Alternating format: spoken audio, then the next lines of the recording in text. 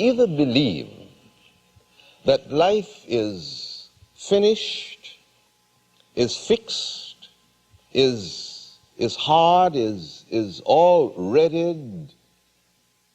And if we believe this fundamentally, then we know deep within ourselves that there isn't anything that can be done about anything. That life as it is given is predetermined and is finished. Or we may be of the mind that life in its essence is not fixed, is not frozen, is not finished, but life in its essence is fluid, is creative, that there is a dynamism in which all life, individual life, is grounded, and that purposes, therefore, goals, dreams, ideals, can fulfill themselves because of the fluid, flowing character of all of life. And if the latter is true, as I believe it is true, then if a man is able to select a goal, a purpose, which to him is of transcendent significance, and on behalf of which he is willing to put all of the resources of his life and thought and mind at its disposal, then this is the kind of world that yields, that responds to this kind of demand. We have seen people who are caught up in a single idea. We say they have a fixed idea, or they, to use a colloquial phrase, we say they're hipped on something, and every time you see them, this is all they talk about. And if you don't want to be involved in it, then you have to escape them in some way. There is a kind of contagion that is inherent in the process when a person is able to put at the disposal of the thing that he seeks all of the resources of his life.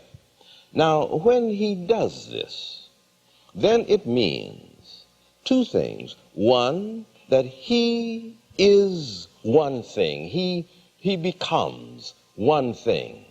And also it means that the thing to which he is devoted, its quality, its character, its dimension, these things begin to invade him, and he becomes not merely like the thing that he seeks, but he becomes one with the thing that he seeks.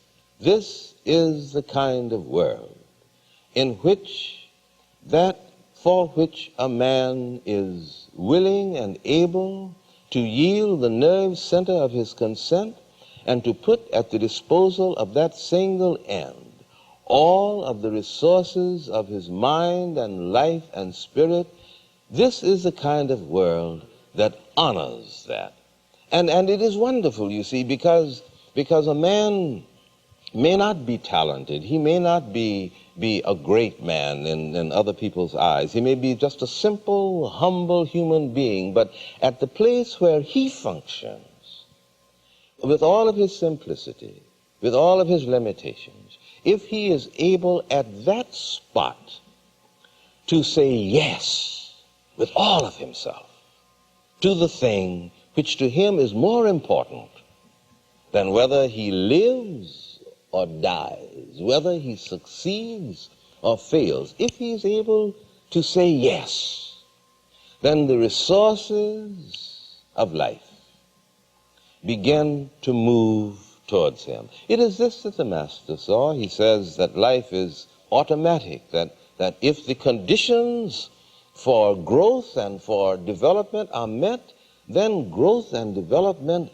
flow automatically. This is the kind of responsive, dynamic, living, throbbing universe that honors the mind and the spirit, that together can say one thing and be that.